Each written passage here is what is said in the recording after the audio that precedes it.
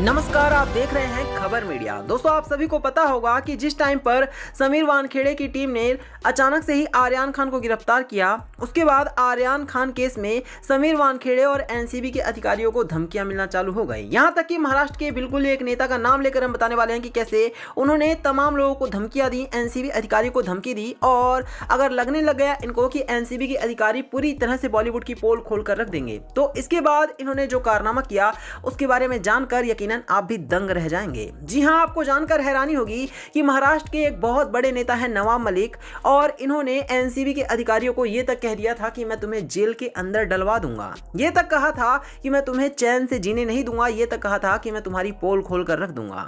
आखिर नवाब मलिक ने ऐसा क्यों कहा? क्या वो आर्यान खान को बचाना चाहते थे, या फिर वो खुद किसी भी तरह से नशे का सपोर्ट करते हैं, या फिर वो चाहते ही नहीं थे कि आर्यान खान या फिर बॉलीवुड पर किसी भी तरह से कोई उंगली उठे, वो भी तब जब इन्होंने नशा भी किया? तो इन तमाम बातों के बारे में मैं आप सभी को बताने जा रहा हूं, इसलिए आप सभी हमारी इस वीडियो को बहुत ही ध्यान से और अंत तक देखिएगा।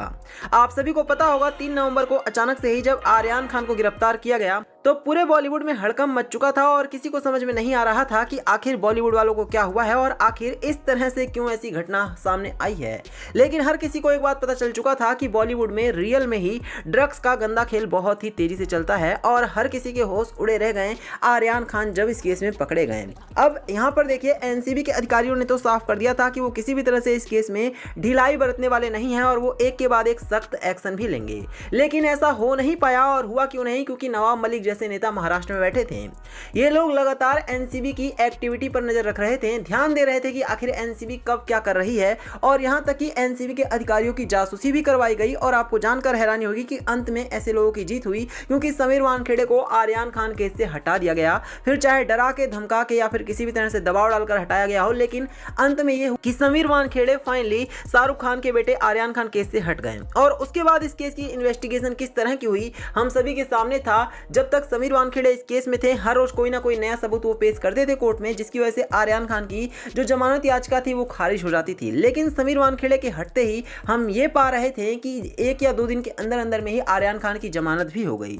तो एक बात तो साफ है कि समीर वानखेड़े के ऊपर जरूर दबाव डाला गया होगा, और उसके बाद किसी भी तरह से इस केस में समीर वानखेड़े और तमाम ईमानदार अधिकारियों को उलझाने की कोशिश की गई, और फिर आर्यान खान को छुड़ाया गया। और फिर उसके बाद नवाब मलिक की वो बातें कैसे छुप सकती हैं, जिसमें नवाब मलिक ने सीधे सीधे समीर वानखेड़े को धमकी दी थी कि मैं तुम्हें जेल के अंदर डलवा दूंगा।